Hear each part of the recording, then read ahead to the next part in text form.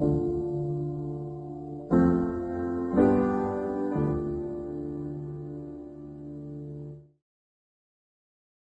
the Turks would say, hoş geldiniz. Welcome. Thank you for being here. Thank you. Thank you, Omar. You have the face of a conquistador. When I think of Pizarro, I'm like, that's Ivan. Put him in like Spaniard armor, that's Ivan. Do you think about the conquistadors ever? Not really. I mean, a lot of people say that I look like Pablo Escobar sometimes, but um, that's it. But a conquistador, I mean, a conquistador in Spanish can be two things, right? Like the conquistadores that came to America and tried to conquest everybody, like the Spanish or whoever. And then there's the conquistador that actually is kind of like the ladies' man, Oh, like the really? one that gets all the ladies, like knows how to make them fall in love. Um, Interesting. I didn't know that was so I another. don't know which conquistador you think I am, but Well, I was referring to the Spanish conquerors, but I didn't know that the Spanish that was conquerors, right? another way to use the word or the term conquistador. Interesting. Yeah, so I think I'm a little bit of a uh, conquistador. My last name comes from the Spanish, for sure, from Spain, Vargas. There's a lot of Vargas out there, so I've heard that name before. Who's the most famous Vargas? the Vargas. I mean, there's some boxers, famous Mexican boxers named Vargas. Nobody mainstream that I can think of, honestly. But there's a lot of those kind of like gentlemen, like if it's a boxer or the ones that fight, the bullfighters or whatever. Um, yeah, there's a lot of Spanish, I guess, or dancers, a lot of Hmm. dancers, and then me, and that's it. For some reason, I think of like a character from the Uncharted video games, Vargas. I don't know if I'm remembering correctly, but that's one that I think of. Um, Uncharted. you ever played Yeah, those I games? I Uncharted? don't play video games anymore. Yeah, I left it at PlayStation 2, and that's it. Wow. So it's been a while. And I think that's a cool thing, man. I remember when I Yeah, was younger, like early teens, or sorry, late teens, yeah. I really wanted to quit playing video games because I thought it wasn't a masculine thing. I'm like, this is so boyish, and I want to quit. And I felt like I was addicted to them. And then this one girl that I knew, I was telling her about it, and she was also a gamer. And she's like, "You don't have an addiction, you have a problem." And the example she gave was like spinning her keys. And she's like, if I Yeah, keep spinning these keys, it's not like I'm addicted. I just have a problem. I keep spinning them. I just got to stop. That's it. And I yeah. remember that sort of advice just carried on with me over the years. And since my early 20s, yeah, I just don't. Video games are not. I don't find them as problematic. Like if I play, I play, Yeah. but it's very easy for me to put it down and not really care. Yeah, no, I mean, me personally, when I used to play video games, and even there was a little bit that I like, there was when I was probably, I don't know, man, maybe 22 or 23, from not playing at all to playing with friends again, Call of Duty, Black Ops.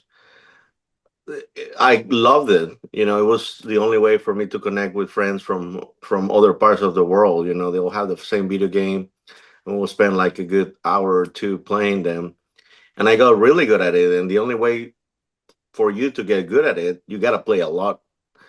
So, but I think when you get to that level where you already dominate the game, the interest starts coming down. So, it's those things like, I don't think it's an addiction. It's just like we want to get good at it.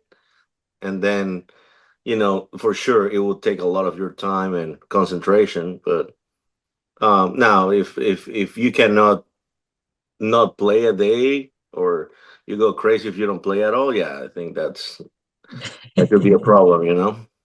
Yeah, it's so interesting to me when I look back and I'm like, yeah, I remember I loved playing them, but I remember hating playing at the same time because I just thought it wasn't mature or responsible. And now, thankfully, it's like If I do, I do. If I I mean, I don't, do doesn't have bother friends me. that play video games. They have kids, they have great careers, and they play video games. I mean, that's their thing. I mean, me personally, yeah, it feels a little childish to play, but because I didn't pick up, after PlayStation 2, probably anything. So, but I've met very smart people, like I'm saying, very successful in their careers, have families, they know their stuff and they're gamers. I mean, they love playing. So it's not Yeah, something, I mean, not something to judge as I guess, childish or boyish, like you said. I think it's more like, I mean, anybody's different. Like, I like talking to people. So for me to follow, let's say, a story or like I don't know what they call it, like single player, I guess, and you I just love go on a those. story or something like that. Like I hate those, for example. And the reason why is because I'm not talking to anybody, you know. Mm. So the multiplayers I love because I'm talking with somebody and I can, you know, joke around and make them mad, and I enjoy that. I enjoy the interaction. And if I wouldn't have that part, I wouldn't even like the game. So I think it's Very just the way interesting. we're synced. Yeah, Yeah, for me, I love those single player experiences because I just get so invested in the stories, the characters. yeah, And you're right, there's plenty of people out there successful with families, whatever, and they still play. And I agree, it's not just a childish thing. I yeah. actually, now that I'm a little older, I think it's a great way to take a break. And one time I remember I noticed there's a phase in my life where I just kept going out like all the time. Going out like And where? like just, out of the house. And Oh yeah, leaving um that. I remember I like sat down like one evening and I wrote like I'm a writer and so I wrote down this thing. I'm like, sometimes the responsible thing is to just stay home and play video games. And it's true. It's true. So, interesting thing, video I think games. writers need their alone time, just to concentrate the thoughts and analyze what they want to transmit in those writings. And I think you are that person because when we were working together, it was that you would write a lot of things, and I mean that's cool. I think it's really cool because you can go back and add it into whatever you're working on, right? So, um, but that's something that I mean some writers leave town or go to certain places to write books, and that's their way to kind of concentrate on their writing. I got to do more of that, man. Yeah, Ernest Hemingway, like he was just on his boat in the middle of the ocean, but also waking up at like 5 in the morning, 6 in the morning, just to yeah. write. Yeah, I It's think we get lost with everything, with work, with family, with nowadays technology, social media, or whatever we're doing online. If it's working, or just anything, we are so not connected with the the world itself, like the nature, or like just people, right? Like people don't talk to each other anymore; they text. So that particular behavior of being humans, we're lacking on that a lot, and our own emotions or our own experiences, we're not going through them as we should be. I personally think. So I mean, going out at the beach and not even having some a way to reach out anybody, maybe you have a telephone line but not a cell phone, will teach you a lot from life. So, or sometimes we'll put your own thoughts together of whatever you're working on. how old were you when we made this transition into an iPhone era, so to speak, touchscreen phones? So I was lucky because I'm pretty good with tech because I grew up with it. Like the initiation of cell phones, I was there. So I remember my dad getting like you've never probably seen one in person, but it was a phone in the car, and this was already advanced in some way, but it looked like those kind of like Rambo radio.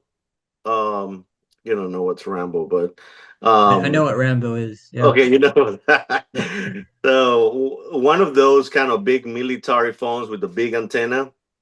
So sometimes you could have one of those, I guess, cell phones in some way or phones in the car, and it would take like probably all the middle part from the driver, and and I remember my dad dialing home, and there was a certain distance that you could make a call. After you leave certain another, you'll be too far, you couldn't make it.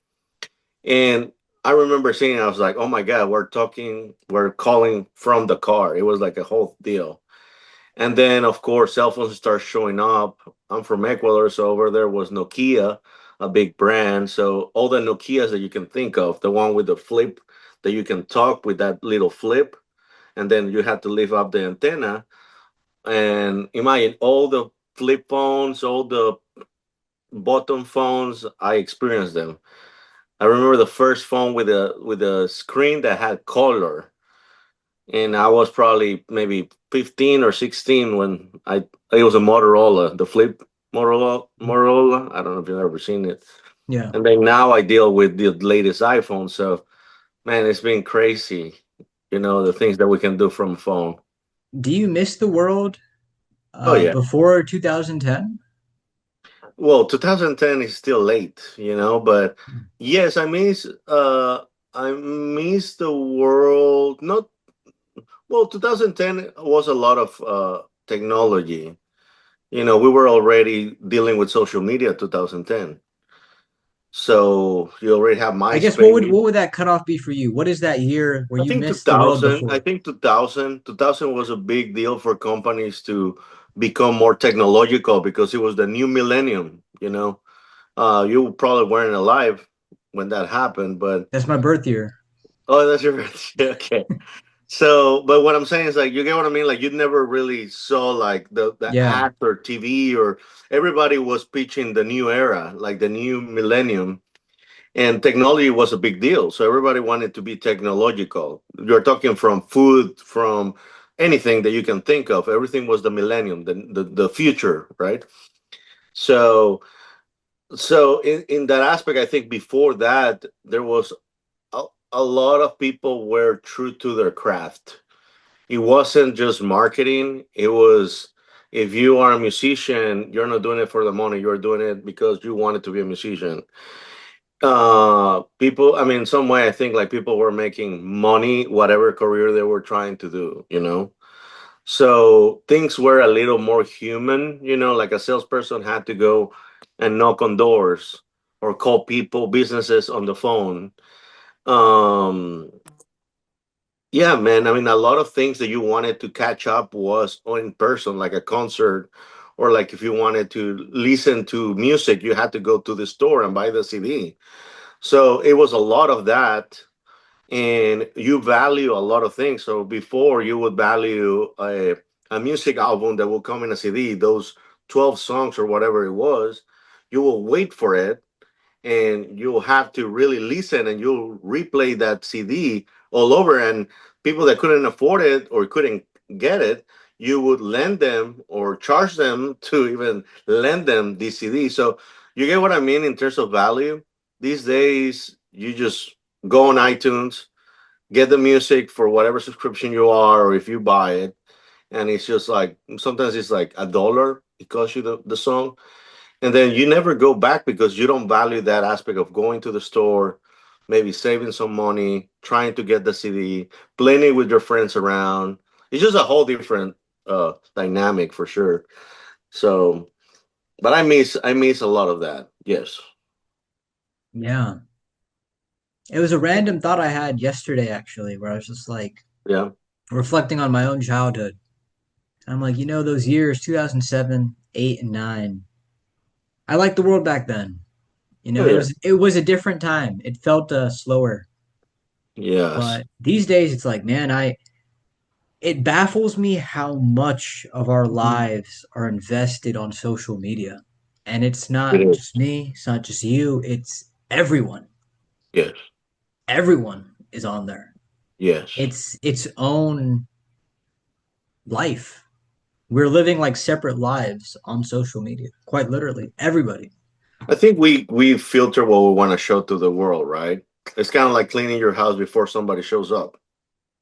You know, you don't want anybody to really see your house when it's a mess or in a daily basis. Um, I think social media is the same thing. Like I was talking to my older brother, and he was like, "Hey, I want to see you. You go and play baseball and do these things." And I'm like, "I did it. I do that probably once in a while." But of course, I'm posting about it, so people they're thinking I'm doing that every single weekend or something like that, and it's not anything to reality, you know. And uh, I think it can mislead people too. I always take it to back to the social, right? Because social media, right? I feel like it's a way for us to be social with other people, so to make more friends, to keep your family or friends close by with the it could be updates of your life or just be funny, not take social media seriously. Some people Brain take rot it. on memes for an hour. The what? Brain rot on memes for an hour. You know, like doom scrolling. Like, Eh, yeah, yeah, I are you mean, familiar with that term, Ivan? no, no. Doom scrolling? No, no, you shocked Oh, me. Doom scrolling when you're just on your phone and you're just oh, scrolling scrolling. Oh yeah, for yeah, I hours can and catch hours. myself scrolling for no joke out like Man, hours sometimes. Yeah, the amount of like ridiculous prank videos I watch is insane. And I have to be yeah. like, damn, was I really watching all this for this while? It's like it's kind of crazy. No, yeah, you can spend hours. Like I said, I caught myself, spending hours just scrolling and not doing anything. Of course, relaxing. You're just sitting, relaxing, taking a break, and And it's then anything but but a break. it's anything but a break. Yeah. Yeah, Yeah. because your brain is still going by looking at these, and you're not even resting. So Yeah. But I mean, yeah, going back to the thing of like the emphasis on everybody, you know, I spoke to somebody on this podcast about a year ago, and what I was telling him was the thing is, even the people that take breaks from social media, and me included, right? Like yeah, I'll go off on a hiatus for whatever, a month, two, three, whatever it is. yeah. Thing is, everybody always comes back. They're Doesn't matter who losers. you are, they always come back, and that's the craziest thing. It's like it's quite literally a part of life now. Yeah. No, I'm kidding about that, but I've never had to take a break personally. I'm a marketing mindset, so I know that is something that I'm gonna have. I already compromise on that. It's like I'm gonna use it for benefits, for business benefits, for relationship benefits. Like it's something that I'm gonna have in my life. You know, Marketers don't take breaks, huh? in some way. I mean, you're passionate about it. So if you're not on social media, you're missing on what's going on out there. In terms of like how people handle things, businesses, influencers, what's happening, what's the creative thing happening right now. And I analyze things that way. I don't just go on memes and start watching them. No, I'm not that guy.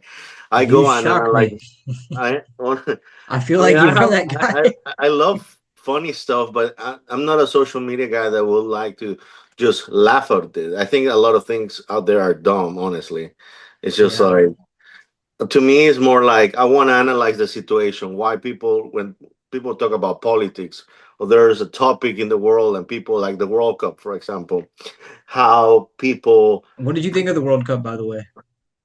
I think it was great. Honestly, I think it was a great World Cup. The one thing that I personally enjoy from the World Cup is the unity around the world.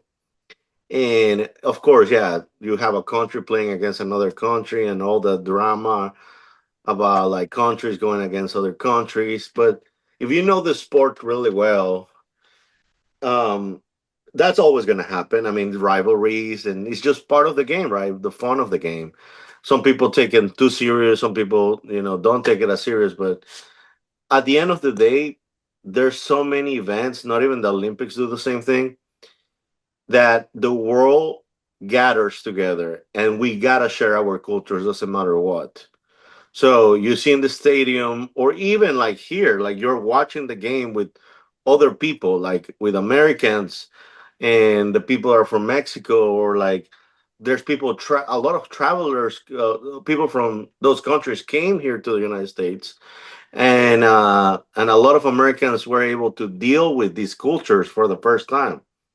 So I think it's amazing. I think it's important to have that mix of cultures and known from each other. I mean, a lot of people when they traveled to the United States, they had a great time, and that's why it was so popular this World Cup for everybody. Of course, we're leaving the United States, so we tend to see more news about it. But I think it was it was marketed really well. Um, yeah, everything was great. It was a great What was World your Cup. favorite game? My favorite game, of course, I'm gonna have to say Ecuador versus Germany, Mm. because we did one of the world's World Cups that we've done, and we lost against two teams that were probably not the best, and we had very high hopes because we have a great roster. Sadly, not the best coach to manage the roster. And with Germany, that he beat up one of the teams 7-1, and then we were thinking like these guys are just gonna, you know, destroy us. Then we won that game. I think it was 2-1, and we scored the last goal in the 98 minute or 94 minute or something like that. And it was just amazing, to experience that, not expecting what they did in the game and the results, and everybody was happy, and it was just a great game for me personally. Besides that, what other game that I can think of? I watch a lot of the games. They I were think they it were was. good games. I I think I it thought it was. was fun. Yeah, I think it was. I saw a lot of cool games, but Cabo Verde versus Argentina, it was cool. Did you end up It, going to the the fir- fanfare in downtown? I did. I It's went to cool. watch. I went to watch England versus Argentina, and that was a fun game too because they scored Okay. at the end. Yeah. Yeah. In Argentina. Yeah, man, it was a great World Cup, and even my wife that doesn't cares about soccer, she was following the results, going back into the stats and see how many World Cups they got, the players, and it was interesting to see somebody that honestly doesn't cares about sports caring so much about the results of this World Cup. So that will tell you how attractive was this World Cup to the world, you know. Yeah. And even though there's a lot of thoughts about the FIFA and how they wanted to manipulate the games and make Messi or Argentina win the World Cup. I kind of buy into that. I can kind of see it. Yes, of course, that it's a show. It's It's a business show. time, It is a show. So if they need to fix things to make it happen and make it more entertaining for everybody, they're gonna do it, right? Yeah.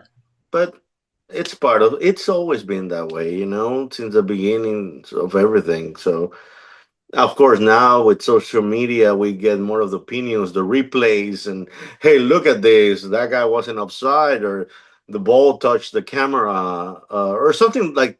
We go back and see the reality of things. Before we couldn't even see any of that. So I think now we can see the reality of what it is, and give our opinions. But it's just a show. I mean, it's just entertainment.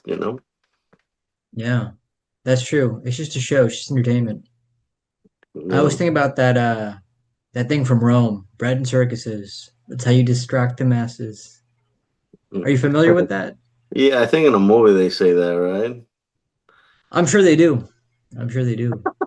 Yeah. But I felt like that the You World read Cup it was a somewhere? really big version of that. Yeah, bread and circuses. Yeah, I mean, I mean, And that's just part of the human experience, right? we need to be entertained, and also we like entertainment. I mean, that's part of us, right? Having fun.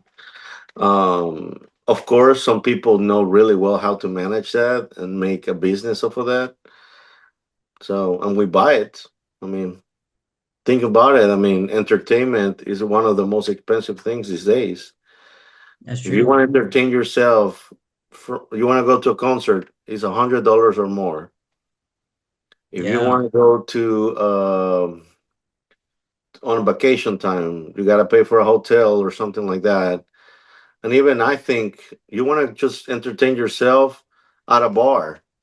You're still paying a drink for 15 or sometimes more dollars for just a small drink.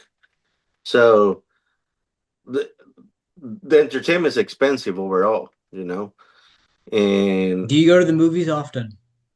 I try. I don't go often, but I do for my daughter. I want her to experience a movie setting. I love movies. It's just I don't have the time to go out to the movies. Have you seen The So Odyssey? not yet. It was lit, man. It was lit. And Yeah. me, I'm a Who's lover the of Greek director on that mythology. movie? Christopher Nolan. Yeah, I love that guy. Yeah. Yeah, he's Yeah. Batman. He's a lot of movies. Yeah, I Um, love Greek mythology, so I thought it was really cool that he decided to take on a project like that. And it was cool, man. It was a cool film. I thought it was really nice to see something like that in the modern age. yeah, yeah. I think I haven't watched it. I've seen some of the trailers and things like that. Um, yeah, movies are important. I think people should go more to the movie theater and value really the experience of the movie because sometimes on TV you don't even see the amount of effort they put on the shot, right? Or you may have a different, I guess, experience, of course, but more of the concept of the whole movie in the movie when you're not distracted by your cell phone next to you, or when you're not distracted, you're not able to put pause and go and do whatever you want, or doing things while the movie is running. In that hour or 2 hours, you're concentrating on watching what you pay for it. And I think you get, in reality, the effort that these people are trying to do for this movie, but I don't know if you relate to that. No, I mean it's true. Yeah. And what I find so fascinating is all the effort that goes into making them and how so many of them are poorly received. There's very few that people have high praise for. Yeah. Most of them kind of get like all right reviews, you know? But it's like, hey, they're Well, still trying to entertain. it's so misleading too because I mean, Rotten Tomatoes. I mean, sometimes I see things I'm like, and I go and watch the movie, and it's just like, of course, yeah. If you have a particular opinion about the world, you'll see it in a different way, right? But you gotta, what does that say? You gotta leave the artist away from the art or something like that. What was that say? You must know it. Separate the art from the artist. There you go. That I mean, you gotta do it. I mean, Yeah. you gotta appreciate what they're trying to say here. Not because that artist or that actor or that director is trying to do this. Just watch it the way it is. Of course, give your opinion after that, but you know, I don't like reviews. I think they're just very misleading and in everything, not just movies. But um, I feel that we get a lot of like people go on reviews these days. Like if it's it's legit. It's somebody that knows about cinema telling me what to have an opinion about this. My bad, bro. My bad. They're so random, man. Yeah, that's my actually, one of the quotes I remember from you, you're like, "You are Yeah. so Do you sophisticated, Omar." I was do, do like, you do you have my quotes? Do you have quotes that you wrote and you say I Ivan do. told I me have these? Ivan quotes. You I'm have pretty Ivan quotes? so Can on we the read them? podcast Can community we? board, there's a bunch of quotes that I schedule. And right now they've been scheduled all the way until 2028. And I'm What? pretty sure there's a few of them from you on there. But do you have them right now? Like a list of only Ivan stuff? Let me see if I can find one in this little notebook right here. Um,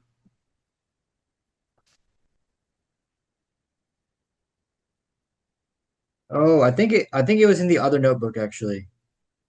But I do remember one from you. I don't remember it exactly, Yeah. but you had said something like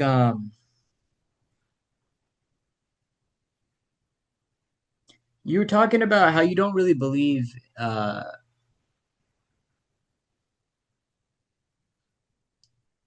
I don't remember the quote, but it's something like everything happens for a reason. I mean, I mean, that's a belief That's a for sure. cliche, and that's not what you said, but you said the theme was something like that. Everything happens for a reason. Yeah, I mean, yeah, I mean, probably, I mean, everything happens for a reason. That's a popular thing to think about, but yeah, I do agree with that thought about, there's no coincidences in life. There's not, there's no, how can I say there's a purpose behind everything that happens in this world, right? It's not like things just happen because they happen. Because if we put the probabilities of things to happen the way they happen, they will never happen, right? So I don't know if you have those aha moments, and when those I had one happen, with you we had so many, Omar. when Alan We came didn't we back didn't to just take a have picture. one. We had so many, and I love calling them out. And I the cool thing about you is that I would kind of make you kind of feel the sense of like, hey, let's go back. This should not happen, but it happened, and that's cool. That's true. You What is know, another example that you're thinking of? oh, the quote or about this topic? These aha moments. You said so many happened. Remind me of another one. I mean, I can remind you with detail. You wanted to go with detail. Sure. So when we were working with Alan, remember one of his last days, That's the one I mentioned. Yeah. but you didn't mention the details. We just said Oh, them. oh, I see, I see. So Alan, he was about to leave, and then he left, right? Like he left for the day. And you were, oh man, it would have been nice to take a picture with him before he leaves. I'm like, man, and that was the last day that he was gonna be there, right? Or maybe working with you or something like that. So he was like, I mean, yeah, I mean, you put that thought into the world, and then by mistake he left the dolly in the behind his car, so he had to come and return the dolly to the store again. And you were like, and he was like, that never had happened to me. Alan was like, I've never done this in my life. And then he comes, brings the dolly back, and you had the opportunity to take that picture with him. And I was like, that's the world fix it for you in some way because you had a good intention for it. I personally am a believer of that. So I'm like, if it's God or the universe or whatever it is, it's just he wanted, to give you that moment. Yeah. And I think that was such a cool moment and that you were there and then we Yeah. talked about that because Yeah. you're right. It's wonderful when those moments happen and you get to see them. You're like, ah, aha. Yeah, and there's so many, man. I mean, in my life personally, it's been like I really grasp those moments. I don't ever think it's just a moment that happened or being lucky because some people think they're lucky or not unlucky or whatever it is. But to me, it's like there's a purpose behind it. There's somebody uh knowing what's going on in our hearts or our minds, and it's helping in some way, you know. Uh I mean, I call it faith too in some way, like, having faith that something can be a possibility What do you and call faith working in Spanish? fe fe Fe. fe yeah. Interesting. Yeah.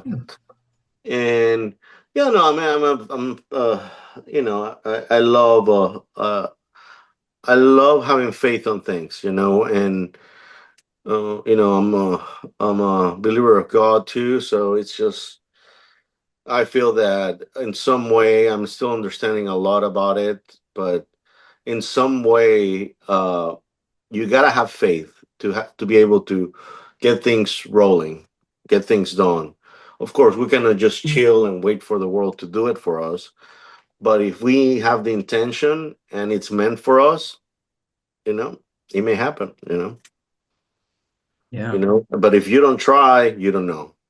You know, and I've seen it in many aspects in my life, work, family. Even I've been playing baseball, so it's so funny, man, because like how I told you that I love being uncomfortable.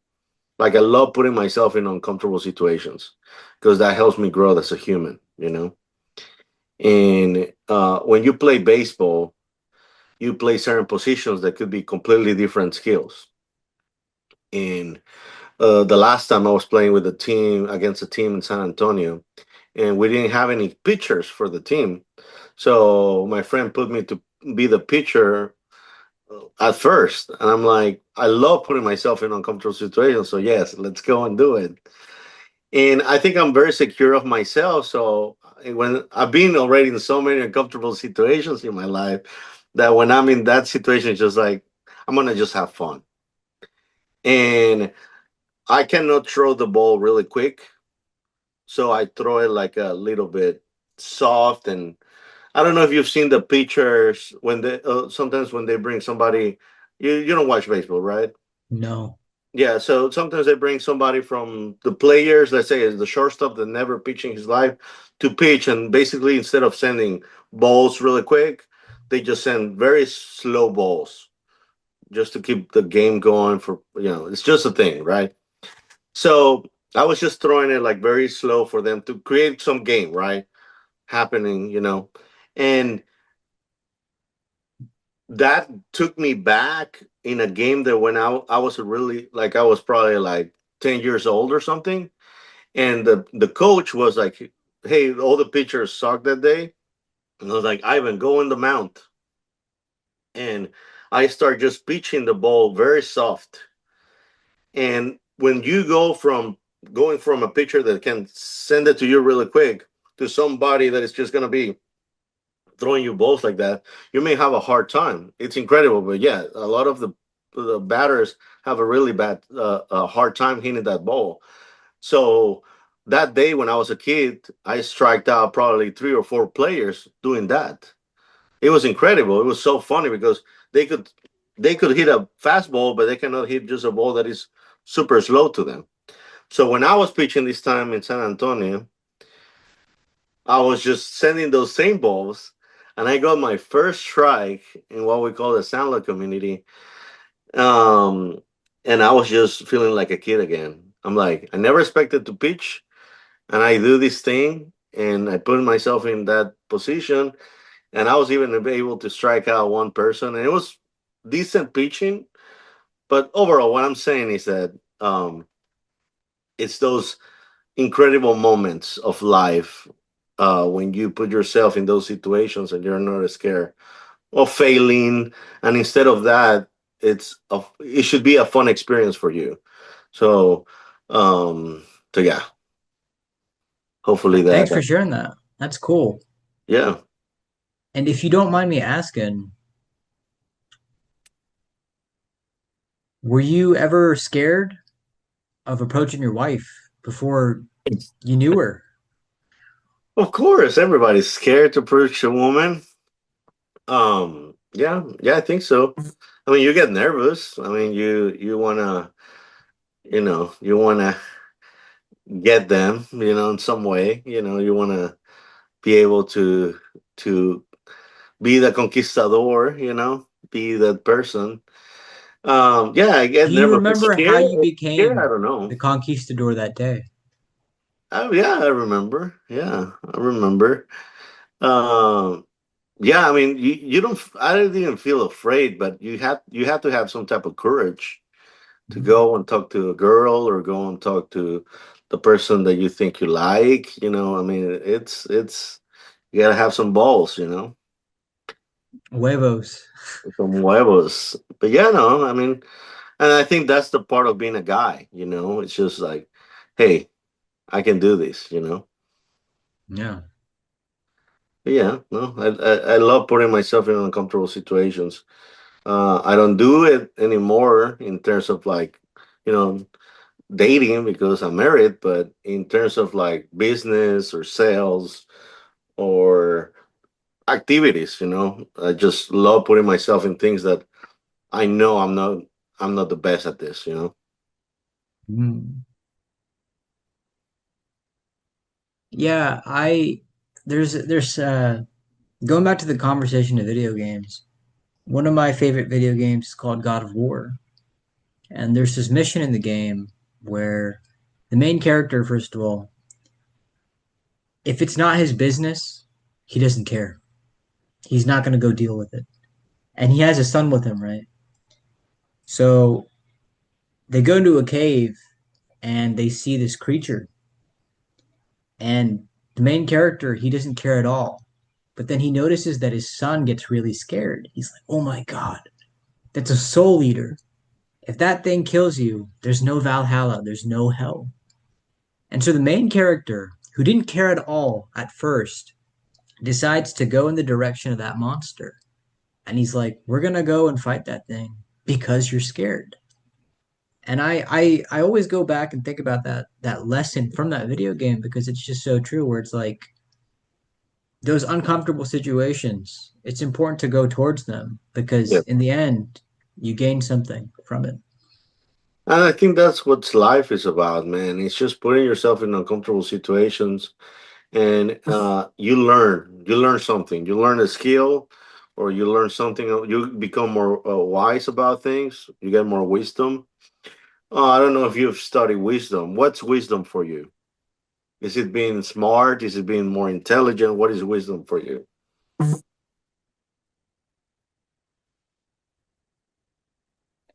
I think wisdom for me is knowing when to quit. And I say that because I'm a persistent person in a lot of things. And I think that's a good quality to have.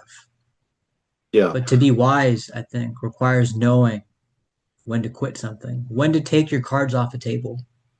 And I'm not fully sure I've gotten there yet where I know. But I think that when you're able to understand that, I think that's a mark of wisdom. Yeah, so I always analyze that really well because I mean, let's say you're super intelligent, right? And you know how to make money, or you know how to make the next nuclear bomb, or you know how to go to Mars, or whatever your intelligence is, right? Like in terms of brains, right? Or know how to live 100 years in this world, or Brian whatever it is. Johnson, Huh? Yeah. Brian Johnson, the man trying to live forever. Is that the guy that sleeps like forever? Like he doesn't wakes up for nobody. No, no, he's very active. Unfortunately, his pursuits are kind of coming to a close. He's got It's some health problems now. But You for the see the longest one guy time, super white. It's like super white yeah, hair. yeah. Yeah, I But don't he care looks for that healthy. guy. I don't care for that guy. I Um, think it's cool, man. I think he's ambitious. no, you're trying to be God. You're trying to be perfect, and perfection. There's no perfection, and and whoever wants to find perfection is just gonna fail every single time. Doesn't matter how much money you have, how intelligent. Again, right? How intelligent you are, you're gonna fail. And to me, being wise, or having that wisdom, I think comes from above. I think it comes from you trying to do the best thing you can, and the only way to be uh good at that is by trying things. So you can read all the books you want, but whenever you have to make that wise decision, you may go by what you think it is, right? Like by what you studied, what the formula says. What you But watched in the movie. uh What you watched in the movie. yeah, or like whatever you read, whatever you think is the theory, whatever it is, right? Your knowledge. That doesn't I'm not saying that not to use that, but being wise about it is like depending on the situation, you're gonna make the best decision you you can do. And of course, if have that wisdom, you're gonna make the best decision, right? So I feel that we don't earn that by just reading or just knowing things or studying things. I think we really get that through through God, but also through experience life the way it is. You know, um, I can tell you many examples about it. Like me personally, how I've learned the difference of like, okay, that was a wise move, or that was just like, I was so naive about something. I thought it was this way. Um, Yeah. but I think it's just that's why older people have. I love talking to older people because of that. They've lived the world. They are wiser than other people. So I think it's good to hear from them. And it could be somebody like that is uneducated or is living in a, like, you can tell that probably he didn't live in a city or somewhere. You learn from everybody that is older than you, and Yeah. I think you're that guy. You love learning from people. Yeah, I mean, um I truly do believe that everyone's a teacher so long yeah. as you're willing to learn. Even if it's somebody that you don't like or somebody that Or rubs you off the wrong way, there's always some sort of lesson that you can take from them. oh yeah, and more with people that have been longer in this world. I'm gonna tell you that. More with what? um with people that have been longer in this world. Yes. Yeah. um so But actually, you know what's interesting, by the way? I like how you brought that up, Ivan. yeah. Um, Last year I went to Paris and it was me, my sister, my brother and my cousin. And my cousin, he ended up getting this bike and my brother, him, and then my sister, they're taking turns to ride it. By the time it was my sister's turn, she got on this slope that was going downhill. So, like the second she got on, that bike rolled down So, and she crashed against this glass door of this Chinese shop, this like fruit shop or whatever. she okay? And like no, she was hurt. She was hurt really bad actually. She got a scar or not a scar, but like she got bruised. And Um, the interesting thing was the owners were not at all sympathetic. It was like a dude yeah, and a lady. Maybe they could have been married. I don't know. yeah, But they were so pissed and they were like angry. Like they weren't even trying to assess the situation. And I dealt with them like an adult. Like the adult in me came out. yeah, And what was interesting to me in that encounter, though, was how disrespectful they both were. Even though they were like significantly older than I was, they see this poor girl, she's hurt on the floor, yeah. she was bleeding, but they were just so like over their heads about like what happened to the door, you know? And I realized in that moment, um, sometimes age is not a factor in intelligence. Like you could be older, but you could still be like super unsmart. Emotional, like your emotional intelligence could be like really bad. And I that mean, experience showed me that. Like, wow, this guy yeah. who's so much older than me, the way he's reacting is like a 5-year old. It's insane. First of all, yes, I do agree that people take those much. That's kind of like people that value too much of the material part, and they're so worried or so angry about the disaster that happened to their business or to the door, and they forget the human part that is like there's somebody hurt. The rest can be fixed, right? Right? Like the door can be fixed. Maybe you can pay, or your sister can pay for it, or these can be figured out. And it was figured out. And that's the craziest Yeah, thing. Because, yeah, I mean, you've seen how I am, but like, I'm very professional. I'm like calm. I'm smooth talking to people. But yes, this guy, insane, insane. yeah, and that's what I'm saying. Like people take it, and of course, like what you're seeing from your side, we can see it from their side. I don't know if that happens often to them, or maybe they just had to deal with something bad. That's why they got so upset about this. You never know, right? I always give the benefit of the doubt, but yes, it's sad In that when you see. situation, I wouldn't give it. Yeah, of course, it's your family member, and she's hurt, and it's not easy, you know. I like this perspective you're bringing up, but it's interesting because it's like, I mean, those lived in experiences. Sometimes it's like, damn. that situation, yeah, that person just the way they reacted was kind of insane. Yeah, and I mean you're young, so you sometimes when you see somebody older making a bad decision like that, it's very disappointing. I honestly relate to that, when I'm like, man, like you're old and you're still like caring about things that you should not be caring. You've Or seen it you as well or next you've to seen me. and or you been or you can be a smarter, like and make a better judgment of things or like but also at the same time I go back and it's just like I cannot know it all. Maybe there's a reason why they are the way they are. And hey, it's not my business. The best I can do is just separate myself from that. And that's it. Like if it's not a good Yeah, guidance, and if it's not yeah, a good guidance in your life, you have the choice to say, hey, this is not my type of people. Let's just quit it and not see these people again. And see, like, yeah. you fix it. Well, it's a good point you're bringing up, but I think it only adds to my point that it doesn't necessarily mean you're emotionally intelligent just because you're older. Even like No. when you were a kid, for example, maybe you got in trouble at school. And you're like, oh, maybe I was wrong, and then you grow up and you realize, some of like the things I got in trouble for, it wasn't that bad. That teacher was actually just a jerk, and you Yeah. realize that more as an adult. Yes, yes, and I think you are an older soul like me. I think we that's why we related well. It was because you have that older soul vibe. So I'm pretty sure you never had a. I mean, I'm not saying when you're young you don't make mistakes, right?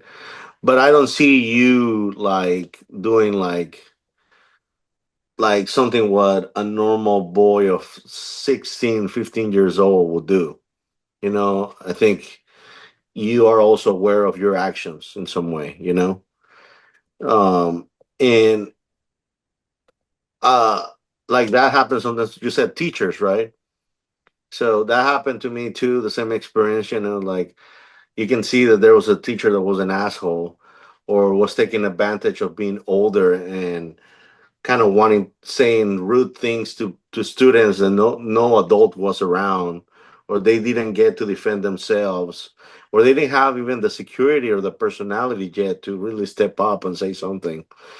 And I've lived those moments too in school before, and to me it's just like now that I'm adult, I'm not holding off on those anymore. So um it's weird. What do you mean by that? Now that I'm an adult, I'm not holding off on those anymore. Because I think you have more wisdom about it. Like you already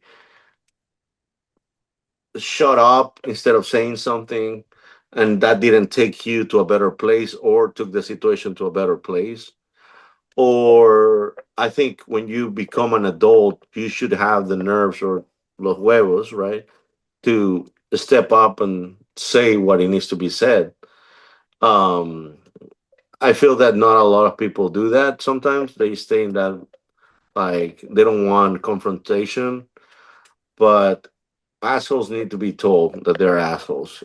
And it's the best of the world because we can disagree or we can become a unity. I feel like when you have those confrontations with people, you become closer with them because you kind of like put the mask to the side and this is like this is you and me buddy or like whoever, this is who we are. And it can go best way. Some people appreciate that. I appreciate when people call my shit, like to go when people call like when I'm BSing something or I'm trying to act too smart, and when people call me out on something, I actually appreciate that. I'm like, okay, I'll give you that, like Yeah, you shipment.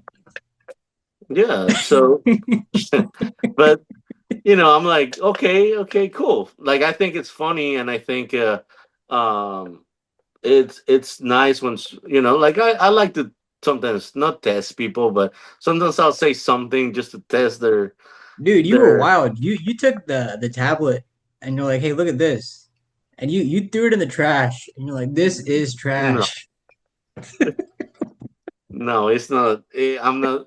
It was just a funny joke. That trash was empty and probably was just with paper, and it was just like You wild Ivan. You. it's just a funny I moment, man. remember you got so chill. That was so funny.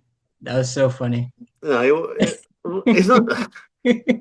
It's not that it was chill or not chill. I like to have fun when I'm doing something. Of course, it's not that I'm hurting somebody, or it's not that I'm doing that in front of a customer, or it's just like between coworkers we have jokes, right? And I think that's healthy environment. And of course it was an iPad that wanted to be used for a particular thing, and I was just like, that that's not working, and See why. this? This is you know that but it was was just a funny. funny joke. It was just a That was funny joke, funny. but in seriousness, it's just, I think it's okay to be funny and make jokes like that sometimes. No, um I like that one. That was funny to me. I was like, damn, Ivan is so chill. He's too chill. well, it's not, I mean, there's limits on that, of course, that you have to be in mind, in having your mind, because you can be too chill too, and not do your job or not take things seriously, so that can affect you. But to me, I feel that at the end of the day, the time that we're spending, even if it's at work or whatever we're doing, uh, it's our time, man. That's the thing that I value the most. So if we're not having fun, you're wasting your life. You're wasting your time. And I'm not saying being lazy or not doing the job. I'm just saying have fun with what you're doing. If I'm talking to a customer, let's have a great conversation. And normally, if you're a good salesperson, that great conversation becomes in a great sales, and not just a great sale, a great customer service, a great experience, and maybe a great returning customer. Have I have anybody asking for me?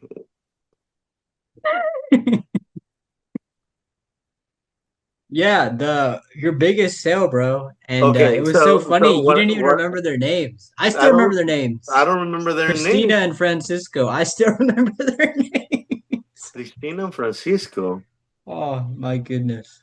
but well, Uh, Cristina and Francisco, were they younger? they were the wealthy Mexicans who the guy he felt very disrespected. He felt like they thought Oh, him okay, and his okay, okay, friend okay. Yeah, were it was a couple. It was a couple. yeah, Yes, yes. yes. Yeah, I can't remember their names, but I remember that there was a couple. Yes. You wild Yeah, no, man. I remember their names because they it's came so. back and they were cool. They're cool people. And did they buy more? Yeah, yeah. Okay, so yeah, it's just so funny, man. I mean, it's those things again that we were talking about, the bad teacher. Like, it's just like when you already call it, you already know what's going on. Like I think at my age, I'm 38 years old. I'm not the oldest, or I know everything, but when I can know when something is not right. And I mean, for people that are watching this to know is that these customers had a bad experience at a store before, the same store that we were working at, right? So whatever the bad experience was, I'm not going to go in detail with that. They came to this store, the same store that we had, the same brand, same product, same everything. But the conversation was like, "Hey, I'm sorry you dealt with that. Maybe I'm thinking because they were Spanish speakers with an accent, people may treat them a little bit different, or maybe they didn't think they were wealthy enough to buy more, but they spent over $1,000 in a transaction, Yeah. and they took their time. They felt great, and look, even when I wasn't there, they came and asked for me. So I'm not bragging about this, but I'm saying it's like it is those things that I know that I could experience before from staff from that other store that they had experienced. What was the personality of the person? And then here it was just like I'm not here trying just to think like, hey, they are bad or not. I know they have a habit that needs to be fixed, and look what happens when that habit doesn't shows up. Instead of selling them one thing, they were able to buy almost a great transaction, that it was a great thing. But I've been in sales already a long time, and I've been selling products for a long time, so I know my stuff, and it was great. I mean, I think that's the things. Just like when you've been long enough in the business, you know a lot of things, so you cannot judge somebody from an accent, or you cannot assume things. Uh, What is your one sales tip? shoot for the moon. Shoot for the moon, because we're talking about sales. We're not talking about right now anything else than sales, right? A sales tip: shoot for the moon. So a lot of people, what I've seen, doesn't. I think we all sell differently. We all have ways, because we use our personalities, to be able to sell. But And who the doesn't one, understand that doesn't understand sales. the shoot for the moon. No, that we all use personalities to Oh sell. yeah, If a yeah. person doesn't understand that, they don't understand how to sell anything, I don't think. Yeah, we all can have our own opinion about sales. Some people are more theoretical. You do this, you do that. You say these things, never ask a yes or a no question. Or we all have our own think or ways of thinking of how to make the best sale possible, right? But at the end of the day, we are all different people. You look different than me. You're younger. You know other stuff that I don't know, and I know some other stuff that you don't know. We have different vibes and different personalities, so of course the pitch is going to be completely different. The best you can do is use yourself, or be yourself, and try to relate to them the best you can. But if we're talking about sales numbers, right? Shoot for the moon. So what I'm saying is, like, I never put a price on a person or a limit on a person. I never say, hey, to that guy, I'm gonna sell them 10 items, or I'm going to sell them an amount of money. No. Even if they come and they look homeless, I'm going to try to sell them a Ferrari. That's what I'm going to do. And maybe they don't live with a Ferrari, but they live with the Corvette, or they live with another car. But if I wouldn't say, hey, maybe that guy cannot afford the Corvette, he doesn't looks like that, or he doesn't talks that way. He may not live with it. He may live with nothing, or he may just live with a normal car, like a regular four-cylinder car. So to me, it's better to shoot for the moon, and if you get to the moon, great. If not, you land in the stars. So Yeah, and I like how you brought that up because I've had a couple experiences recently of people trying to sell me something. yes, And I was so disappointed because there's a technique they use, which is ridiculous to me, where they try to insult you if you don't buy or if you're not biting to buy. that's a way. That's a way of people. Yeah. That's a way, but it's such a ridiculous excuse. Like, oh, you must not have money to buy this, or um, just like trying to like berate you and like something personal you told them while you were talking. Like it's insane to me. Those are the Well, worst salesmen, I think. I've seen that also work, though. You know, so I don't use it because that's not my personality, right? So I guess it's it the way. depends on the type of fish they're trying to catch. Huh? I think so. I think so. I've been with salespeople that sometimes they are like, oh, but this is too much of a car for you, or too much of a thing for you, kind of like a sarcastic joke, Mm, and then becomes like oh, I have to show you now that I can. yeah, So if money's not an issue, they're gonna be like, and it's but don't you think it's still such a low technique? it's not my way. I mean, I cannot say that it's. I mean, if we're talking about sales now. If it's appropriate, probably not the best skill to match every person that goes out there, But I've seen it Yeah, work for some people. I mean, if that's the way they sell, that's good. To me, it's just like I cannot be. I think I'm aggressive salesperson, but not uh, a person that knows when to say, "Hey, this person is not interested," right? I think you are a maestro that takes your time. Yeah, the attention to detail. I love that. I love, like, for example, that customer that we were talking about. We talk about opinions. We talk about like what we think. I the more you take, I personally think. I mean, some people are fast, right? That's their way. That's the way for them to And make that's numbers. advantageous. I learned it's very advantageous. Yeah, but I mean, yes, of course. I mean, everybody has their own way, right? Different Mhm. personalities. But to me, I've applied many things on my sales pitch that I've learned that for me, what it works to make the most money or to make the best numbers is to take my time. And the reason why is this: I like crafts. I don't care for fast things. So for me to really create value on something, I need to create an experience. So I'm not a shooter in terms of like, like I try to shoot everybody. I'm more like a sniper, right? So it's just like that guy, or that person or that family or whatever that The woman hippo. is, the hippo. Yeah. It's gonna I'm gonna shoot him in one shot, and Mhm. it's gonna be good. And I prefer that than having to, do mini shots and try to get everybody like that. And I enjoy better that way. When you've been in sales for a long time, some people use different techniques or different personalities that they learn. And the problem with that is that they're not authentic to themselves. So it becomes old, it becomes a work thing. But when you are yourself and you are using your personality and make it your own, becomes uh, fun, becomes a normal, an organic transaction. And I've been doing it for a while, and I'm a talker, I'm an extrovert, so to me it's easy to relate to anything. So when we start talking about something, first I want to know what you like, what will you do with this, and we start talking about things, and start kind of have something in relationship.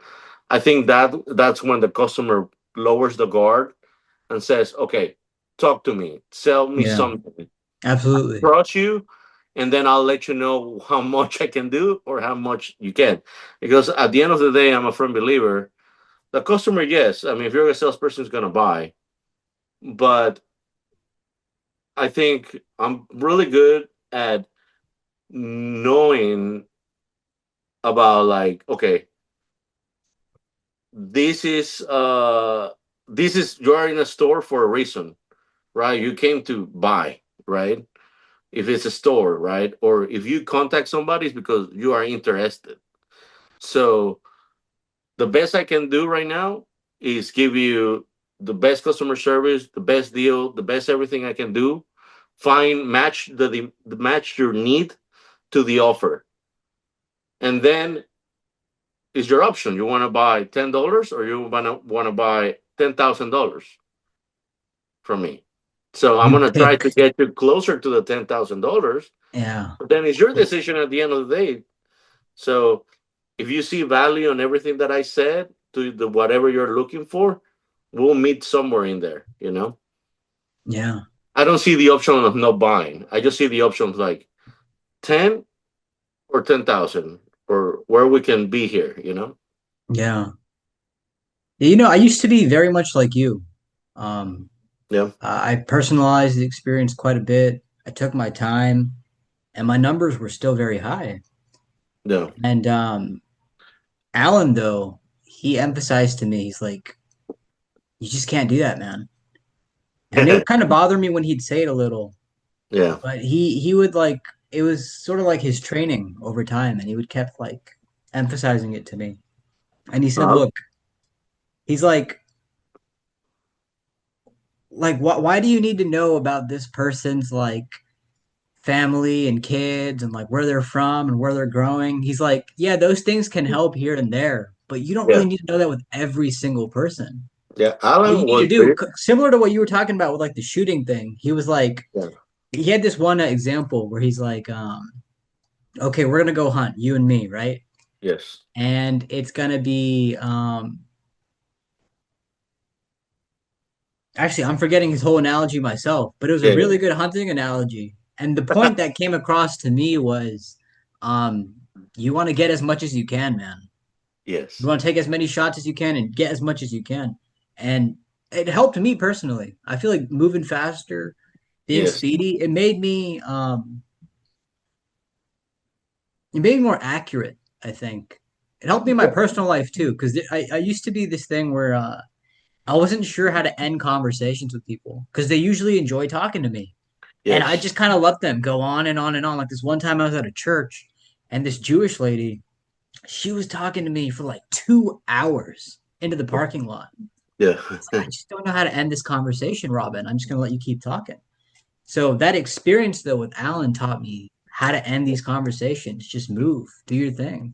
Yeah, Alan was a great salesperson, and also it was impressive how, I don't know if it was his vibe too, because he had, like the Alan's personality, right? But he had a great, he was very efficient. And of course, in the setting that we were, was you gotta be efficient. You cannot take your time. And if you want to be the most efficient, right? Because Only you the want to top be able, dog. to do that, right? And then, but he was so fast that I was like, man, this guy needs to be my sensei.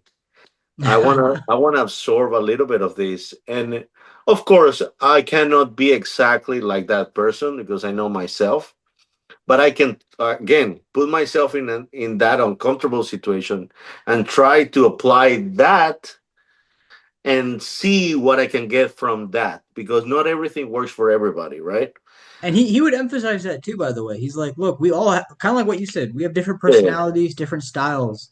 But I guess yeah, it was his way of teaching efficiency, as you mentioned yeah. earlier. But he had that personality of, he loved being in the like customer here, customer that, like, and that was his personality. And he will come up with a joke and make them laugh, and then change to the other customer and just boom, boom, boom. And to me, I was like, hell yeah, you know.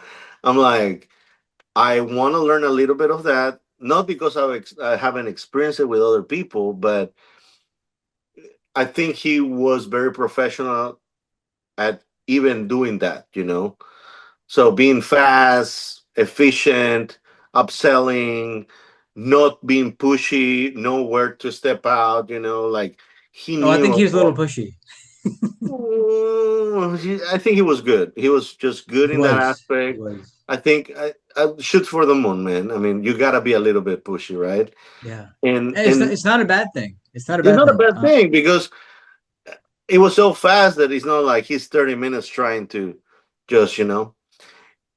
But to me, I respect that, and when I see, oh, that's something I want to learn. I think it was cool. And I think the first days that you saw me, I was trying just to apply a lot of that. Man, you were sophisticated those first few days. Sophisticated. Taking pictures.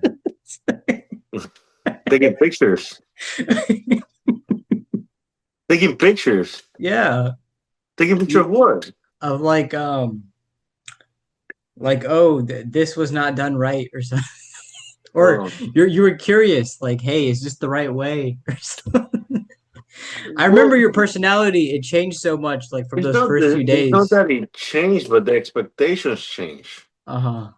So the expectations of being, hey, you gotta be this person for the role, and then things changing, the whole environment changing, and it's just like, wait a minute, you know. I mean, you're telling me to be something, and then like it's just you know what I'm talking about, the changes that happen suddenly, and all of Yeah. that. It's just like there's no mentoring here anymore. There's just like Yeah. changes to changes, and I don't know what is the thing. I think you And entered a tornado without knowing it. maybe, but to me, I was just like, okay, there's so much I can do now. And try my best. That's it. I mean, Ivan, I still feel like you tapped out too early. But no. explain to me why you feel like you didn't. I feel that first of all, I've been in retail and I've been selling for a while, and I feel that, and I've been in in different work environments where I've already had experience with people that have been put in positions where they are unexperienced and they try to learn as they go how to become that person. But to me, everything is with the I guess how can I say it? You can compromise depending on how much you earn, right? So if you're in a position that you're earning a lot, yeah, you're gonna compromise in more in other things. But in the position that I was, it's not like it was a super high paid job. So to me, seeing that we are now with somebody on top of us that doesn't has the experience, that doesn't knows what's happening, has never been in that work environment, and she's or well, I don't want to go personal, but they are making the shots. There's no mentoring for me here. It's just like it's wild, and I don't have time to waste in my life. So to me, it's just like there's nothing valuable here for me. I like how you Not brought that even. up because it goes back to my answer when you asked me, what is wisdom to you? And I think what I said to you was, I think it's knowing when to quit. In some way, yes. I mean, I've had previous experience where I stay longer at jobs, or I've had to deal with. I always call it on experienced managers because I don't believe people are bad or people meant bad. I mean, of course, personalities, right? We all are crazy in some way, but maybe because not having the right experience is making you do the wrong calls.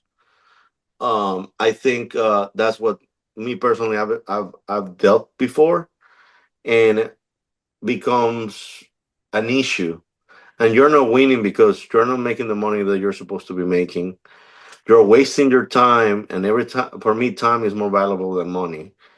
So of course you got to make your time valuable. Of course you're not just wasting your time, you're just making things happen. But what I'm saying is just like time. You can never buy more time. You can never get more time. So to me, being in that setting and just compromising for on a job just because I guess is what a lot of people do, to me it's fine. I mean, I think it's everybody has different needs, they have different responsibilities, and hey, I don't judge anybody, but to me at least I was in a position where it's just like I don't I am not going anywhere here, and I'm not also getting the money that I think I should be getting. Yeah. I decided to accept that job because Valen and other members of the team, and I felt like it was something that, okay, I think it's a very cool team. I think we can make something special from this, and we can go from there. And that's why I compromised on the setting, that on a retail setting, and also the pay. But besides that, I mean, it's just became so different at the end that I was just like, no, I'm not wasting my time here, and it's fine. I think it's I'm an entrepreneur, so I've always done things on my own, so I'm not scared of like quitting or not following the regular path that a lot of people will follow. I like that. Yeah. I remember one of my first jobs, my first job ever. Um, they treated us badly. They treated us like animals, and we were productive, results giving people. Yeah, I can speak for myself. I yeah, I was I was a big dog out there, but they treated us like animals. And I remember I quit, but my friends they stayed, yeah. and I would always scratch my head wondering, like, how do they do that? how do they allow themselves to be treated like animals? I just don't understand. I And now that think I'm a little bit older, I understand that people just have different tolerance levels. Or like, there's this beautiful quote by Marcus Aurelius where he talks about I don't remember the quote exactly, but he says something to the effect of, if you don't think you're hurt, you're not hurt. And I think there's something really powerful in that. Like, okay, like nothing happened. I'm good. so me personally, and this is whoever is watching this. I don't know if anybody's gonna watch from the people that we know or even like people just out there.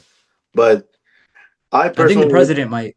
yeah, but I personally don't judge anybody's decision, man, because we all have different needs, different wants, different drives, different mindsets, and whatever we're doing at the moment that we're doing, it's fine. I'm just this guy. I'm just this guy that has always been this guy. You know, like being an entrepreneur doesn't mean being better. That doesn't mean you are doing the better call here. Nothing like that. It's not like you're better than anybody. A lot of people in this era, because sometimes people praise that these days, and it's funny because it's so bad out there. People encourage people open your business, be your own boss, and whatever, whatever. And when I remember starting my own business for the first time, I was motivated. I would watch motivational speeches and try to motivate myself because opening a business is tough. You know, Yeah. whatever business you're doing is You tough. need that morning radio, Tony Robbins. Yeah, yeah, exactly. Yes. And what I'm saying with this is that some people try to downgrade the people that have jobs or they commit into their they work for the man, they're more corporate or whatever, and it's just like I've been in both. I've worked for corporate, I've had my own business for many years, and it's just who you are. Are you willing to put more time to make your business successful? It comes with their pros and cons. Or are you willing to deal with whatever drama is at work or whatever things happening at work? Do you have the personality to deal with that and maybe not have to bring work home? It's just there's not the better option. And I've seen it all. Like I've seen it all. I've worked and I've also had my own business. So every has its pros and cons. So whatever decision people are doing out there, it is fine, you know. And sometimes it changes. Sometimes you are in a better position to be an entrepreneur. Sometimes you're in a better position to be an employee. Me personally, my personality, I think it's always landing more in the entrepreneur part.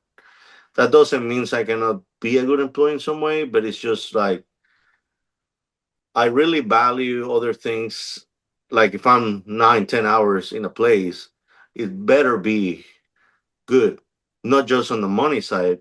It needs to be also good overall. But if I'm dealing with things that are not helping me grow in any way, knowledge or it could be anything, waste my time, waste of my time. And it's not that I don't give the opportunity, but it's just it's part of that. It's personality wise. So I mean, a lot of entrepreneurs that are successful sometimes they are hard headed. I'm a hard headed guy, and a lot of entrepreneurs too are different. They they people go that way, they go the opposite way, and sometimes tell them they're crazy. And then there's a guy, I think an influencer or something. He says when you're starting, people think you're crazy, but when you make it, people think you're a genius. So it's just like it's true, you know. When you're starting and there's no results yet, people think you're crazy. What are you doing? And then when you're already there, it's just like, man, you're super smart. So because the results are there, but you need to know yourself. You need to be able to believe on it, and hopefully, because sometimes a lot of things are not in your control. Hopefully, everything works your own way. and even for a job too. Going to work and giving years to a company is a risk that you take. You never know what can happen, or it's just decisions in life, man. And I do respect both. I like that answer. Yeah. Yeah, it's a good reminder. Oh yeah. And now that I think about it, I still don't understand how they allowed themselves to be treated like animals. But you have a point. Yeah. That we're all just living different lives, you know, different people up to different things. Different needs, man. I mean, sometimes people have responsibilities. They have kids. They have mm, money What is the issues. They best have part about being a father? the best part to be a father, I think, is it's kind of like growing a plant, man. It's just like that plant from a seed to every detail of that plant. I think that's the best thing, that the most. You're the person that is, but they have seen this plant or this human in all stages of their life. Hopefully, you're of course, a father that it's often or close to their kids. But to me, God that's willing. yeah. But to me, I mean, that's a priority too. That should be a priority. But um, I feel that that's the most joy to me. I mean, of course, we love. I have a daughter, so I love my daughter to death. It's the best thing that have ever happened to me.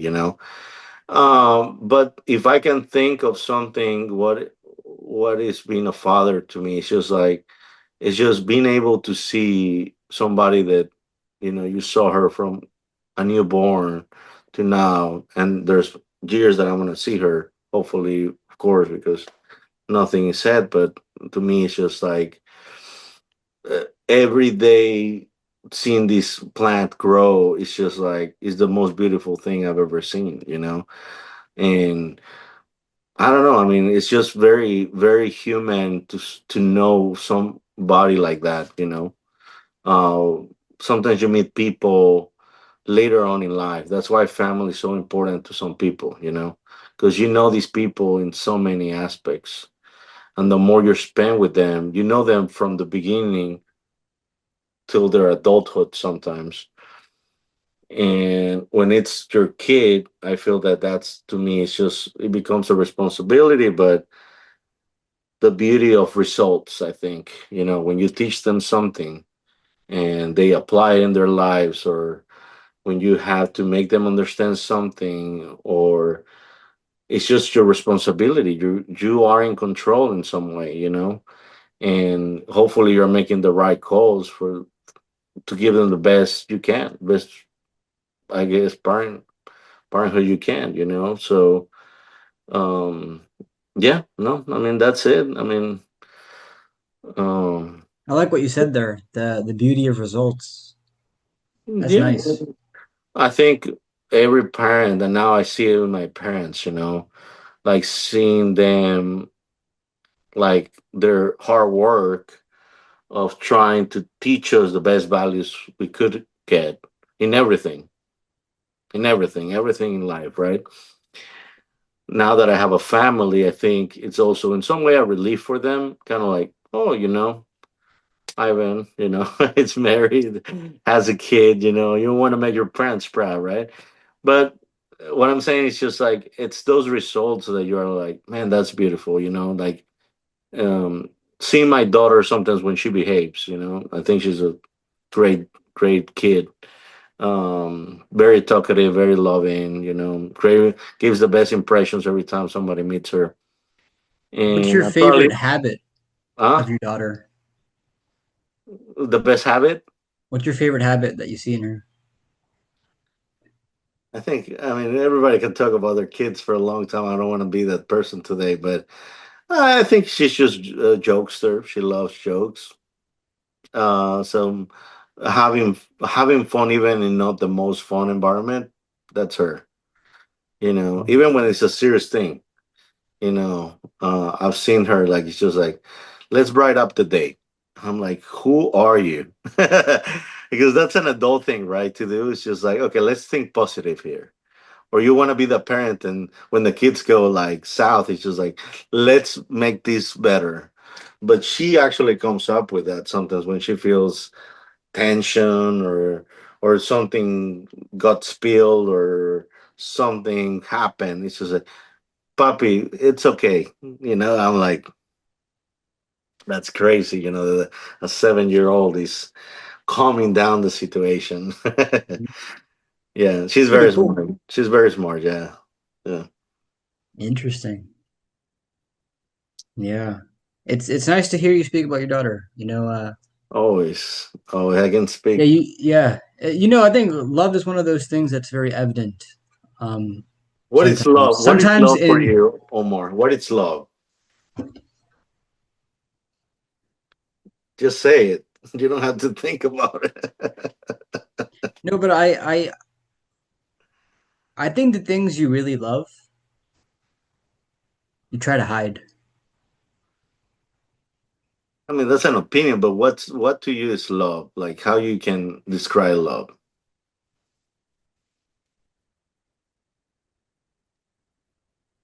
I don't know, man. I feel like there's just so many things that kind of get fed to us Yeah, through like the culture that it's kind of hard to single out one thing and say that's what it is to me. and that's the beautiful thing.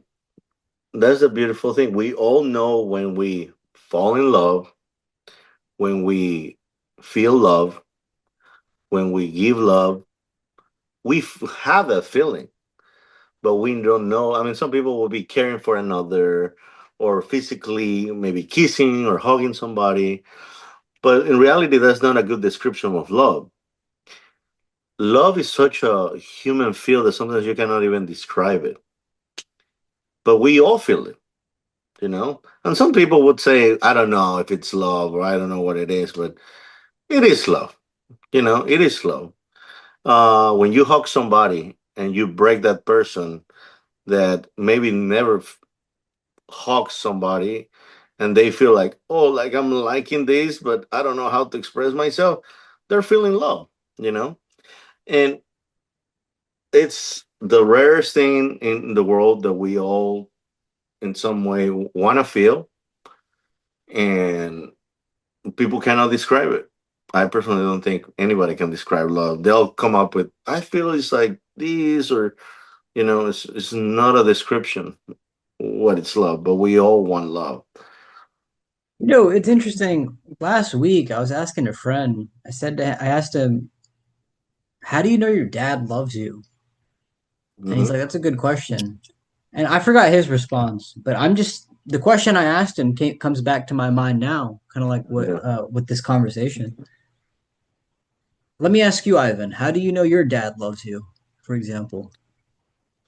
Oh man, I think uh I think with him it's a lot through actions. He's not too much of a expressful type of that. I mean, he is, because when he, yeah, I mean, it's hard to explain it because you never met. I mean, you actually met him. Yeah, you I you did met meet him, him. yeah.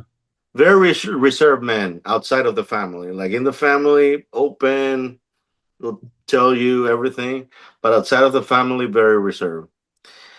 And it's just the actions, everything that he has provided me and teach me and talk to me about. The actions, I think, speak. A lot of people say speak louder than words, and he's that guy. His actions. And I'm actually very talkative, so I pulled that from him, and I will tell him exactly the way I feel, and I can tell that he's just like internally like full of that, like gets emotional, wants to, feels the same way, and it's just like I know. I mean, I don't think anybody loves me more than my parents, to be honest. That's a beautiful thing. Oh yeah. Yeah, there's something I've written where it's like I remember this one time. my dad, he broke open this walnut, and it takes like some grit to break open a walnut. Yeah. And he gave me the nuts. Yeah. And I was like, that moment right I, there to me was like, that is love. That's what a father does. yeah. A Provide. father works so hard to give the fruit of their struggle to their child, as I imagine you do for your daughter. I think yeah. We when we're parents, we always prioritize others than us. So, like you said, like probably he didn't even want it or taste it, the nuts or whatever, but he opened it for you and went through that effort for you, because that's the joy of a parent is see your kids enjoy your efforts in some way. You don't want them to work as hard as you, so you work harder for them. And I mean, we can debate about it. Not every parent thinks that way, but that's what it's my joy. I grew up with that type of parents, and I'm the same way with my daughter too. Now that I, you're a parent, mhm. do you ever find yourself being selfish in any ways where you aren't thinking for others? It's not being selfish. I think it's trying to find a balance, because the one thing also that happens is with a lot of people is that we our parents mainly we prioritize a lot others, and sometimes it becomes too much, and then you are left behind, and you don't take care of yourself. It could be health wise, mental wise, many things. So it's a you got to have a balance. There's been times that I'm like, I remember one time I visited this brewery, and it was a day that I had off, and I think my parents were taking care of my little one, and I had to go and do something downtown, and I was like, let me just go and have a beer at this brewery by myself, and I just went and had it. It was kind of sunny day, the World Cup was happening, and I just had a beer, and it was such a great moment just to have the loneliness time, just to enjoy things that probably I mean, of course my daughter doesn't drink beer or my wife doesn't like beer, but it's just Me like neither. yeah, but having that alone time of your own, and it's just, I mean, some way, I mean, yes, I think everybody should do it, but it's healthy to get those moments too that you can kind of get to yourself. I don't have them often, not because I cannot do them. It's sometimes like I like to be with my daughter, like I do enjoy, spending time with her or plan things with the family. Um, so we love, being at home and doing things at home, and I'm more of an extrovert, so yes, I would like to do that somewhere else too, like go out all the time, but um of course my daughter and my wife are more like indoors. They love the AC and they love watching a movie at home, so I have to compromise with that and sometimes spend the time at home, but yeah, I mean, it's just, I think it's also you gotta give yourself a little bit of time sometimes, because your mental health is important for you to go back home. And I think vibes are important. When I'm stressed, when I'm dealing with all of that, I transmit that to my home, and I can feel that. When I'm worrying here and I'm too worried or stressed out, that kind of goes into my wife or into my kid or whoever surrounds me. So I Yeah. gotta work on that to be able to create um, Yeah. I like how you said that, man. the best mood. Yeah. Yeah, there's another thing that my father told me, and I have it written down in one of my works where it's the man that makes or breaks the home, but it's the woman that makes or breaks the bloodline. And Well, I think yeah. it's true. I think it's true. Oh And yeah. especially that part you mentioned right there about however you're feeling, you bring it home. Like those vibes contribute to the home. The home or anybody around you, yes. I mean, of course, things have changed these days. It should not change. We should still have the same site, but um, Yeah, I do think the man or the woman have a role, like we all have in some way like a different role in the family. I'm big, like I see my daughter and my wife, how they communicate is totally different from how I communicate with my daughter. So I have a particular role for her, and she's a particular role that sometimes at this age, at least she's 7, is very important for her to absorb from my wife all of that. um yeah, no, I think of course, I do think when you are at home, I mean, the mother or the wife, have certain skills where, you know can create the mood of the home in some way. For people that are not married, probably they're not gonna understand, but um, we all have different roles, and I mean, I personally feel like we're all good at something, you know. Of course. Yeah. And I think it's just like I remember, for example, my mother. She was the person that if it's something about home, we will go for her, right? Like something's going on at home, we will go to my mom, right? And then if it's something that we want to do, business or something about something else that is not like the operations in some way of the home, we will go with my dad, right?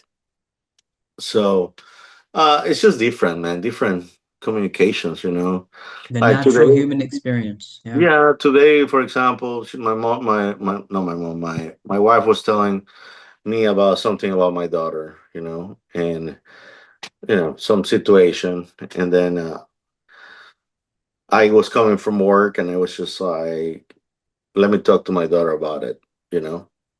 But of course, I'm more like straightforward, and this is what it is. We're not kidding here. We're not joking around. We're just letting you know this is the situation. And I think we all have different roles, in that aspect. I may not be in that situation. I was in that situation, but I need to be that person where it's just like, okay, let me explain you what's going on. It's not just coming from your mom, it's coming also from me. And in some way, bad cop, good cop, but it's just different roles, different personalities. I'm just, when I have to be the bad guy, you know, I need to be because that's my responsibility, Yeah. That's I can already see you turning on the Billie Eilish song. Billie Eilish song. What is that? You know the one? I'm a bad guy. Duh. No, it's just good to have both sides, like having great communication, but also, I mean, I think in this era, a lot of people are not, they are very soft with their kids, and bad habits become worse habits later. So where I'm from in Ecuador, there's no, there's no 911. My dad's not doing the best, it's different over there, but I see the values of being a little more strict or um a little bit not saying in terms of physically, it's more like just being that person. It's just like some people are like, let the kid cry or let the kid show their emotions, and I know like not everybody's that way, but I'm like, where are the parents guidance there, we all have different family values, right? I completely understand, but I grew up in a certain way. I liked it. I see the values of being that way, and you know, uh, Yeah. I think I'm not too bad. So I'll follow my gut. But yeah, Ivan, no, it's been a long conversation, dog. I Do you have love any it, man. closing thoughts? Anything you felt like you wanted to say, you didn't get a chance to? Or something on your mind you Um, wanted to express? Nothing, man. No, I'm grateful for inviting me to this podcast. I'm grateful that I got to meet you. in my old job. I'm grateful that um, I think we connected, and hopefully, my you have my phone number. You can always call me, text me, check on me. I'm the worst on those things, but I'm just grateful of people that are doing different things, and I think you're doing a different thing with this thing, with the podcast, with your writing quotes, with all of that. I don't know where that will take you in the long run, but Well, I don't know if I you ever told you, I've actually written some books. wrote books. Yes, sir. Well, I gotta read them. Are they in Amazon? They are on Amazon. That's Okay, true. mention them because maybe people want to read them too. Yeah, man. And I also, suck at marketing my own stuff, but well, yes, that's what I'm here for. The Incarnate. That's the first book. The second one is We Will Never Be Here Again. Yeah. Okay. Yeah. And we just looked them up by the title and you, right? Yeah. I remember this one friend of mine, he Can you asked me, put the hey, like, links of those in the comments or whatever? I should do that. I don't do that, but I should do that. And Okay. it was funny this one time, this guy was asking me like how to find the book. And I said, hey man, just type in my name on Amazon. And he's like, bro, that's such a flex. I'm like, yeah, I guess that is. No, but yeah, man, I'm grateful you're that guy. You're different. I love that. You're weird like me, I Yeah. love that. I connect with people Damn, very weird. well. Yeah, I don't know about weird, bro. I don't know if I'm weird. I don't think I'm weird. we are weirds. But in a good sense, of course, right? Different, like, I don't know a lot of, well, actually, I know some people that have wrote books, but not a lot of them. Hmm, And, interesting. but that's cool. You're what, 26, right? No, And, I'm 25. 25, and you wrote two books already. That's a good accomplishment. Thanks, Um, man. yeah, Thankfully. no, and I'm just grateful, man. Thank you for letting me talk with you. Keep inviting people. Um, Yeah, man, you're episode 202. Wow. 202. Wow. But yeah, Yeah. no, anytime, brother. I'm a call away. So, I wanted to uh, say, Ivan, with the whole experience I had with you, I think my favorite moment was this one time where you kind of pulled me to the side a little bit and you said, "Hey man, you don't need to believe everything everybody else is saying because of peer pressure. Like if your experience is different, if you don't think the way that we think, that's okay. Like keep to that." oh And I yeah, like that. And that's a good reminder. It doesn't matter who you are, how old you are, where you are. I think that's always a good reminder that you don't have to group think. If you think a no, little differently or if your experience is different, that's okay. Stick to that. yeah. I mean, everybody should do that, man. I mean, peer pressure or just being part of the gang. I mean, uh, it's just your opinion can be different than mine, and that's okay. And I feel that a lot of people just want to be cool with each other and they want to just agree with whoever is surrounding them at the moment. And then they have their own thoughts, but very few people will do what they really think is right or what they really think is what they're supposed to be doing. And I personally respect that people more than just agreeing to agree with the team. And No. yeah, man, no, I think it's great, and that's why I think I respect you too in some way. It's just I could see on you certain things, that not a lot of people have, and that's why I'm here. If not, I wouldn't even be open to have a chat with you. I think Yeah. no, it's true. It's true. It's just No, no, like I know it's true. That's why I'm laughing. I'm like, yeah, if that's true. That is if true. if I'm not saying that it's cool to talk in a podcast, but I feel that in some way I like to be honest with the people that are different. Um, I would open up to people like you. Um, yeah, it's just that Yeah. you I know. see that more and more. Like I had that realization recently, something about how it hits me more now. People have Mhm. always told me, right? And I'm really grateful to Oh, God, but it hits me yeah. more now like wow, the amount of people that I've met and the amount of people that kind of that tend to have the same response. I want to The tell fact you that that. we were able to have such a long conversation comfortably, Oh yeah, smooth, easy. It and really that, hits me now that it's truly like a God given. I'm grateful. yes, and also if you would have not started the podcast or do 200 episodes, probably the vibe or the experience would have been different.